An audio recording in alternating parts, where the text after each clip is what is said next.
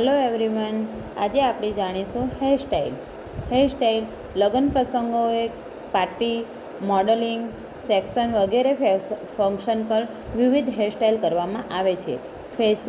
Fancy hairstyle નીચેના 3 તબક્કાઓમાં કરી શકાય છે: હોલ્ડિંગ, મોડલિંગ, સ્પ્રેડિંગ. હેરસ્ટાઇલના 5 પ્રકારની હોય છે: traditional bun hairstyle, western, indo western hairstyle, ચોટલાની હેરસ્ટાઇલ, સ્વિચ ફિક્સિંગ હેરસ્ટાઇલ, ખુલ્લા હેરની હેરસ્ટાઇલ. હેરસ્ટાઇલ કરતી વખતે ધ્યાનમાં રાખવાની બાબતો: હેરસ્ટાઇલ કરતાં પહેલાં હેર ઓઇલ ન હોવા જોઈએ. હેરસ્ટાઇલ કરતાં પહેલાં face cut, hair view, profile વગેરે બાબતોનું ધ્યાન રાખવું.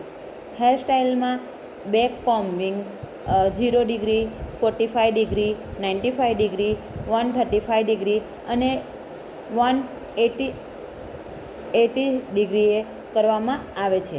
હેરસ્ટાઇલના પ્રકાર પ્રમાણે અલગ અલગ હેર વાપરવામાં આવે છે, જેમ કે ખુલ્લા હેરની સ્ટાઇલ માટે નોર્મલ હેર સ્પ્રે, આગળના વેવ માટે ultra hair spray, straightening roll કે ઊંચી હેરસ્ટાઇલ માટે ultra hair spray, final hair style માટે hard hair spray.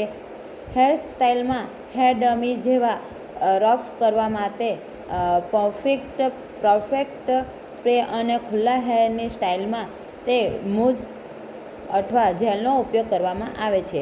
Hair spray નજીકથી કરવામાં આવે તો હેરમાં શાઇન આવે. થોડેક દૂરથી કરવામાં આવે તો હેરમાં મેટ લુક આવે અને દૂરથી કરવામાં આવે તો વેલ્ડિંગ